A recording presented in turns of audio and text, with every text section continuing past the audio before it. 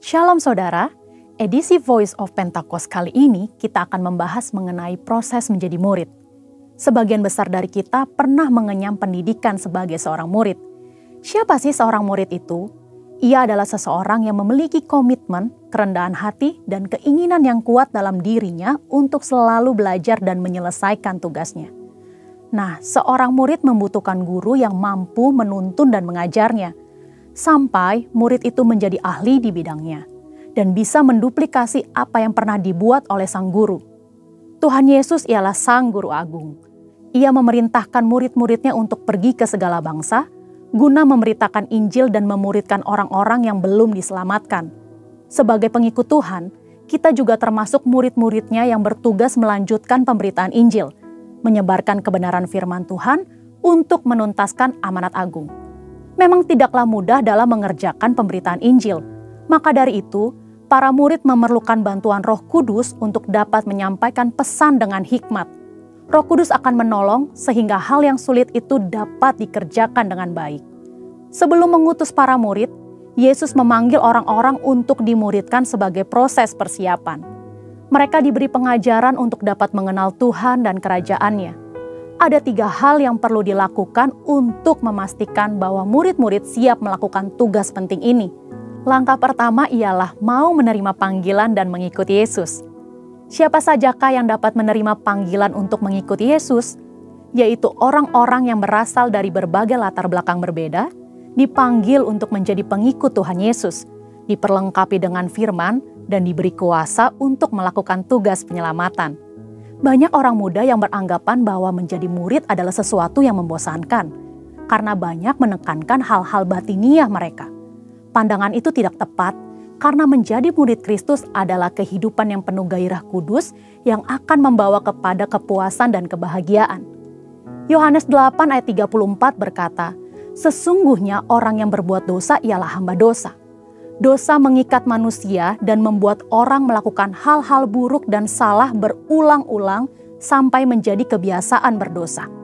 Sebagai murid yang menerima panggilan, kita perlu memiliki kebiasaan baru yang menyenangkan hati sang guru. Untuk mengubah kebiasaan lama menjadi baru, diperlukan proses yang disebut pemuritan. Pemuritan akan membawa kebiasaan baru dalam kehidupan orang-orang yang melakukannya. Tujuan Yesus memuridkan ialah agar para murid siap melakukan tugas yang besar, yaitu pemberitaan kasih Tuhan yang menyelamatkan manusia dari dosa. Salah satu aspek penting yang perlu dimiliki oleh seorang murid adalah memperbesar kapasitas manusia rohnya. Yang kedua ialah murid bersedia untuk diajar. Untuk mengalami perubahan hidup dari manusia lama menjadi manusia baru, murid-murid perlu firman Tuhan yang disampaikan terus-menerus sampai mereka memiliki kerelaan hati untuk mau berubah, diajar, dan taat melakukan perintah Tuhan. Sikap inilah yang sangat diperlukan pada diri seorang murid. Karena tanpa hati yang mau diajar, orang akan terus-menerus mengalami pergumulan dalam batinnya ketika menerima firman. Kita belajar dari Simon Petrus. Ia adalah seorang nelayan. Tuhan Yesus berkata bahwa Simon Petrus akan dijadikan penjala manusia. Seorang nelayan menjadi seorang rasul, ini merupakan suatu lompatan yang sangat besar.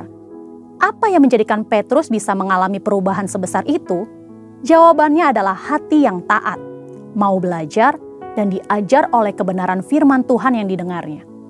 Dalam pengiringannya bersama Yesus, sedikit demi sedikit terjadi perubahan dalam diri Simon Petrus.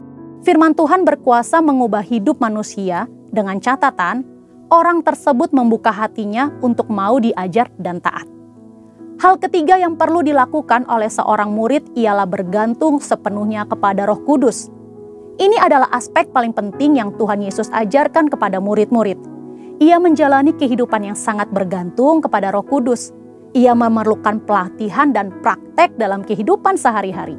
Dalam Kisah Para Rasul 1 ayat 8 berkata, "Tetapi kamu akan menerima kuasa kalau Roh Kudus turun ke atas kamu, dan kamu akan menjadi saksiku di Yerusalem dan di seluruh Yudea dan Samaria dan sampai ke ujung bumi." Murid-murid diajar mengenai mujizat, melihat Yesus melakukan mujizat, dan akhirnya mempraktekkan mujizat kepada orang yang membutuhkan.